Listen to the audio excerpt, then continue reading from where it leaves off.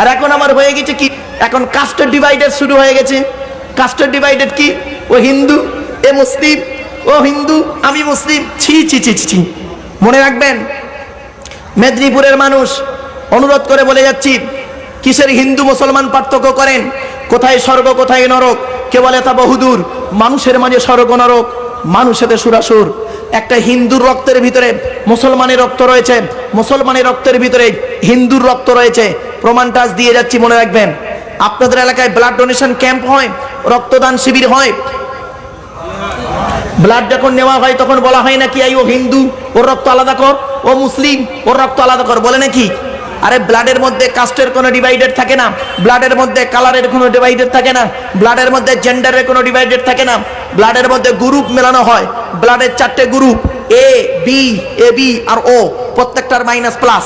একটা হিন্দুর রক্তের ভিতরে 3টে জিনিস পাওয়া যায়, লোহিত কণিকা, শ্বেত কণিকা, অনুচক্রিকা, as a same, no difference. একটা মুসলমানের রক্তের ভিতরে ওই 3টিই পাওয়া যায়। কিসের হিন্দু মুসলমান মারামারি করেন? মনে রাখবেন, শিক্ষা তার মধ্যে যদি থাকতো প্রকৃত, তাহলে জীবনে কোনোদিন সে এই হিন্দু মুসলমানের ডিভাইডেড করতো না। What is the definition of education? Education কাকে বলে? শিক্ষিত লোক কাকে বলে? নামের পরে ডিগ্রি থাকলে? এডুকেশন শব্দটা একটু ভেঙে দিই, E D U C A T I O N. এক একটা লেটার এক একটা গুণাগুণ আছে, তবেই তাকে এডুকেশন বা শিক্ষা বলে। ই থেকে ইগারণী, ডি থেকে ডেভেলপমেন্ট, ইউ থেকে ইউনিভার্সাল, সি থেকে ক্যাপাবিলিটি, এ থেকে অ্যাক্টিভ, টি থেকে টলারেন্স, আই থেকে ইন্টেলিজেন্ট, ও থেকে ওবিডিয়েন্স, এন থেকে ন্যাচারাল। এতগুলি গুণে গুণান্বিত বস্তুকে বলা হয় এডুকেশন বা শিক্ষা, যাকে তাকে শিক্ষা বলে না। হে বন্ধু, কিসের পার্থক্য করো? মনে রাখবে, সৃষ্টিকর্তার আরাধনা উপাসনার পদ্ধতিটা আমাদের আলাদা হতে পারে। মানুষ হিসেবে এই প্রত্যেকেই হলাম আদমের সন্তান, ঠিক না বে ঠিক? ঋগ্বেদের মধ্যে 45 নম্বর অনুচ্ছেদে একটা শব্দ লেখা আছে, ষষ্ঠাঙ্গের একটা শব্দ। এর বাংলা অর্থ হচ্ছে 8টা অংশ মাটিতে স্পর্শ করে তুমি সৃষ্টিকর্তার আরাধনা উপাসনা করো। একজন হিন্দু মানুষ অর্থাৎ সনাতন ধর্মের মানুষ যখন সে মন্দিরে গিয়ে কারোর কাছে মাথা নত করে, 8টা অংশ মাটিতে স্পর্শ করাতে হয় তাকে, কপাল, নাক, 2 হাত, 2 হাঁটু, 2 পা।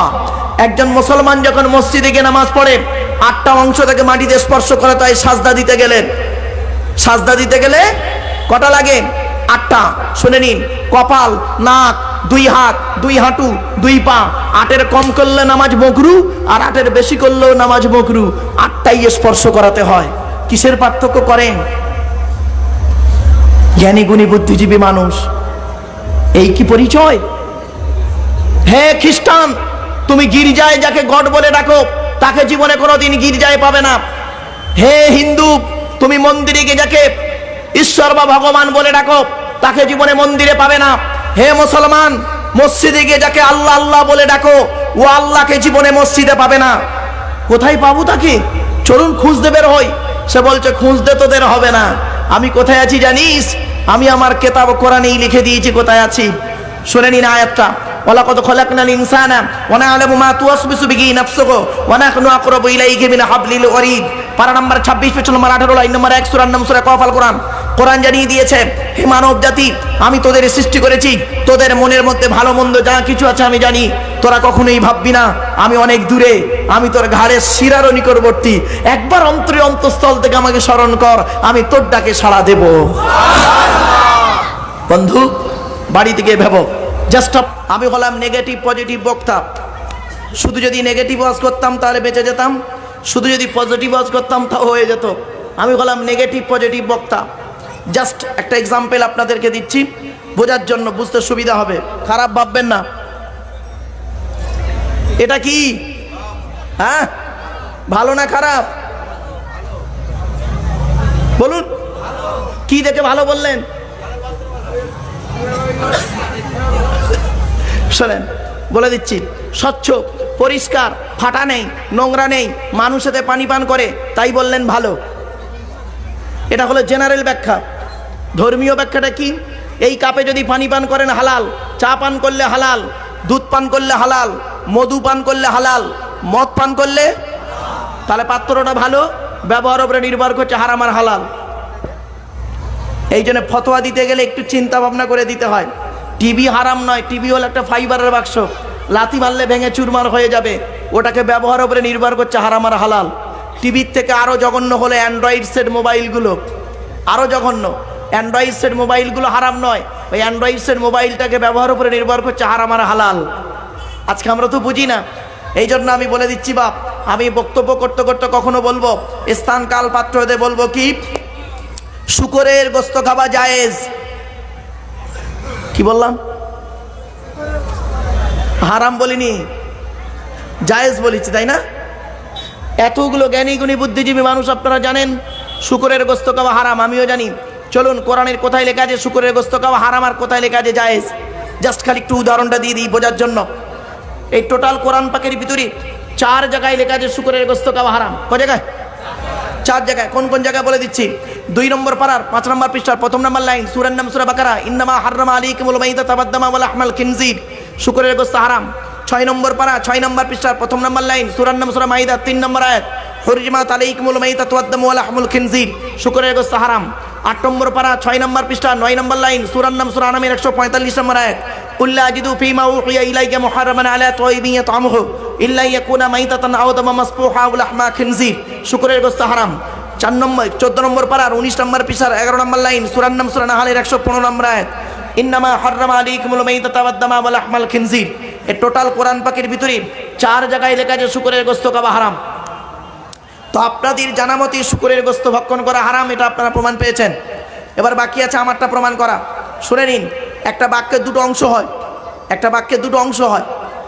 সরকারি দেয়ালে লেখা থাকে এখানে পেশাব করিবেন না, নার পরে একটা কমা দেওয়া থাকে, দেখবেন কমা, কমা, কমার পরে লেখা আছে করিলে 500 টাকা জরিমানা হইবে। এখন কমাটা নার পরে না দিয়ে নার আগে দেন, কি দাঁড়ালো? এখানে পেশাব করিবেন না, করিলে 500 টাকা জরিমানা হইবে। খালি এপার আর ওপার। আর একটা বলে দিচ্ছি, শুনে নিন, বাস্তব উদাহরণ দিচ্ছি। ক্লাস 8-এর একটা মেয়ে, ক্লাস 8-এর একটা মেয়ে পরীক্ষার খাতায় লিখছে, পরীক্ষার খাতায় লিখছে, অ্যানুয়ালি পরীক্ষার খাতায় লিখছে ইতিহাসের প্রশ্নের উত্তরে, বাদশাহ শাহজাহান জীবনে কোনো দিন ভাঙিয়া পড়িতেন না। ভাঙিয়া বানানটা কি? ভয়াকার ওয়াশই অন্তস্থাকার, ভাঙিয়া পড়িতেন না। তো ওকে দেখে দেখে পেছনের একটা মেয়ে টুকলি করছে, টুকলি নকল করছে। আচ্ছা, ভাঙিয়া বানানটা হচ্ছে ভয়াকার, ভটা এই দিক দিয়ে হয়। পেছনের মেয়েটা তাড়াহুড়ো করে লিখতে গিয়ে বেচারা ভটা বর্গিঞ্জ করে ফেলেছে, ভটা বর্গিঞ্জ হয়ে গেছে। দুজনেই খাতা জমা দিয়ে চলে এসছে। এক্সামিনার খাতা দেখছে, প্রথম মেয়েটার খাতা দেখছেন বাদশাহ শাহজাহান জীবনে কোনো দিন ভাঙিয়া পড়িতেন না, ওকে।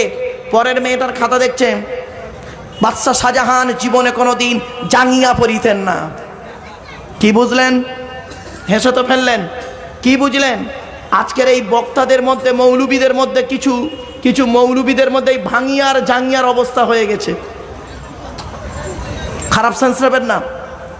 আমরা তো মানুষকে এটাই ঢুকিয়েছি, এ ধর্ম মানে, মুসলমান মানে এতটুকুই, গালে দাড়ি, মাথায় টুপি, বড় পাঞ্জাবি, that's enough. This idea is very wrong. যদি আপনার মাথায় এটাই ধারণা হয় যে গালে দাড়ির নাম শুধু মুসলমান, আমার গালে কি দাড়ি দেখতে পাচ্ছেন? এ গ্রেট পোটার রবীন্দ্রনাথ ঠাকুরের গালের দাড়িটা আমার দাড়ির থেকে অনেক বড় দাড়ি ছিল। শুধু তাই নয়, ব্যারিস্টার উমেশচন্দ্র বন্দ্যোপাধ্যায়, সুরেন্দ্রনাথ বন্দ্যোপাধ্যায়, সক্রেটিসের গালে দাড়ি ছিল, রামকৃষ্ণ পরমহংসদেবের গালে দাড়ি ছিল, আসারাম বাবুর গালেও দাড়ি আছে, রামদেবের গালেও দাড়ি আছে, মুসলমান নন। যদি আপনাদের ধারণা এটাই হয় যে মুসলমান মানে হচ্ছে মাথায় টুপি দেওয়া, আমার মাথায় কি টুপি দেখতে পাচ্ছেন? এ গ্রেট ন্যাশনাল হিরো, যিনি বলেছিলেন give me blood I shall give you freedom, Netaji Subhash Chandra Bose, যিনি বলেছিলেন তোরা আমাকে রক্ত দে আমি তোদের স্বাধীনতা দেব। পণ্ডিত জওহরলাল নেহেরু মাথায় টুপি দিতেন, আন্না হাজারও মাথায় টুপি দেয়, মুসলমান ছিলেন না। যদি আপনাদের কনসেপ্ট এটাই হয় যে মুসলমান মানে হচ্ছে বড় পাঞ্জাবি পরার নাম মুসলমান, তাহলে আপনি দেখে নেবেন, রবীন্দ্রনাথের ছবি দেখে নেবেন, গালে দাড়ি, মাথায় কালো গোল টুপি, হাঁটুর নিচে পর্যন্ত গোল পিরহান, মুসলমান ছিলেন না। যদি আপনাদের ধারণা এটাই হয়ে থাকে মেদিনীপুরের মানুষ মুসলমান মানে হচ্ছে লজ্জাস্থানে আগার চামড়া কাটা, মনে রাখবেন বন্ধু, এই লজ্জাস্থানে আগার চামড়া শুধু মুসলমানই বা খাতনা মুসলমানরা হয় না, সারা ওয়ার্ল্ডে ইহুদি, খ্রিস্টান, নাসারা সকলেই মুসলমানই হয়। মনে রাখবেন, এই মুসলমানই সর্বপ্রথম যিনি হয়েছিলেন ইব্রাহিম নবী, 82 বছর বয়সে জঙ্গলে কুড়ুল দিয়ে নিজে নিজে। আর আজ বিজ্ঞান আমাদের বলেন মুসলমানই যদি কেউ হয়, খাতনা যদি কেউ করে, কোনো পুরুষ যদি তার লজ্জাস্থান আগার চামড়া একটু কেটে বাদ দিয়ে দেয়, তাহলে তার উপকারিতা কি? কমসে কম পৃথিবীতে যতদিন ছেলেটি বাঁচবে 3টে রোগ থেকে সে বেঁচে থাকতে পারবেন। 1 নম্বর সিফিলিস বলে একটা রোগ আছে, ওই রোগ থেকে বেঁচে থাকতে পারবেন। 2 নম্বর গনোরিয়া বলে একটা রোগ আছে, ওই রোগ থেকে বেঁচে থাকতে পারবে। 3 নম্বর লজ্জাস্থানের ক্যান্সার থেকে বেঁচে থাকতে পারবে। তাহলে কি মুসলমান মানে কি নামাজ পড়ার নাম মুসলমান? না। ইসলামের ডেফিনেশন বা সংজ্ঞাটা হলো অনেক বড়, কিন্তু আমরা মানুষকে বুঝিয়েছি কি, আমাদের মধ্যে ঢুকে গেছি গোল টুপি, লম্বা টুপি, চেরা জামা, ফাড়া জামা, তাই না বাবু? এই তো ন্যারো মাইন্ডের মৌলবি, তো ন্যারো মাইন্ডের মুসলমান, তা তো হবে এরকম।